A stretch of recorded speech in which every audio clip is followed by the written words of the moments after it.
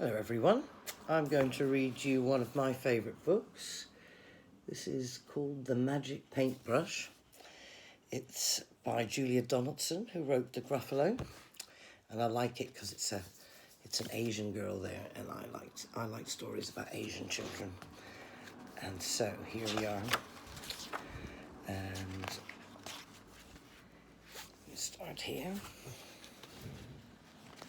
So there's Shen. Go and catch some shrimps, Shen. Go and catch some fish. Go and gather oysters to fill the empty dish. Shen sits on the seashore. A stick is in her hand. She sits there drawing pictures in the sand. She draws a flower, a flying fish. She draws a boat at sea, a hen, a hare, a dancing dog, a weeping willow tree. She's drawing all those things in the sand. The waves roll in and wash away the pictures in the sand, but on a rock there sits a man. A brush is in his hand. There's the man with the brush on his rock. He looks around. He calls to Shen. Come here, he whispers. Hush. We don't want all the world to know about this magic brush. He slips the brush into her hand and tells her to be sure never to paint for wealthy folk, but only for the poor. So there's the magic brush he's giving to Shen. Did you catch some shrimps, Shen?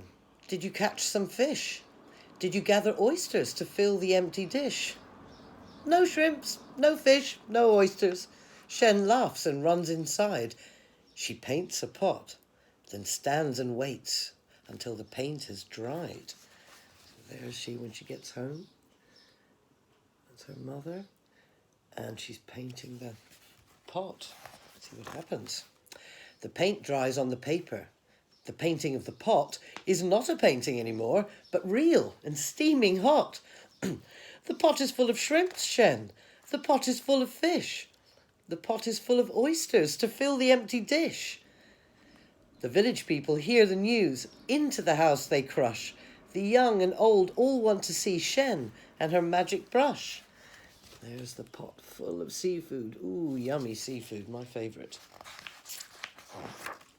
She paints a melon for a boy, a ladder for a man, a basket for a woman, and for a girl, a fan.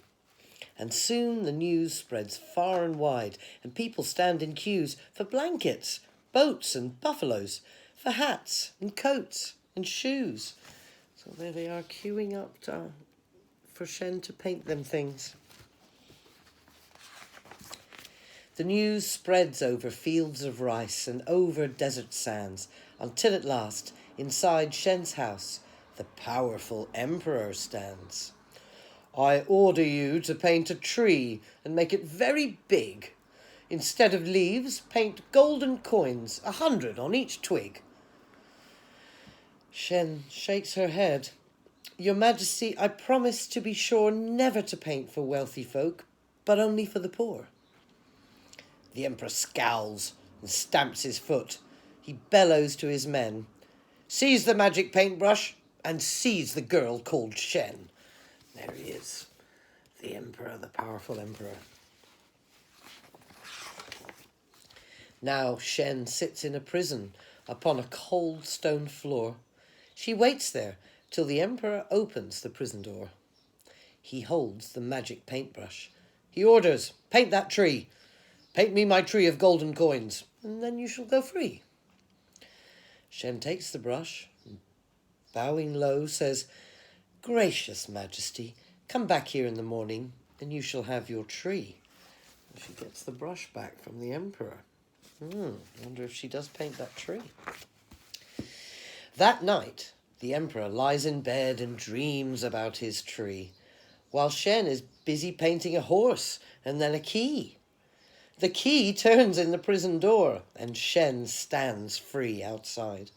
She climbs onto the horse's back and swiftly starts to ride. So, I'll show you the picture of her on her lovely horse. It's a lovely horse there. "Where are my coins?" the emperor shouts. "Where is my golden tree? Where is the magic brush?" he cries. "Who let the girl go free?" He climbs onto his fastest horse and rides with all his men. Over the fields and desert sands they gallop after Shen. So there he is, galloping on his horse. "It's Shen! It's Shen! She's back again!" The neighbours gather round. But Shen is painting silently while distant hoofbeats sound. She paints a mighty river, a river deep and wide. The emperor and all his men stop on the other side.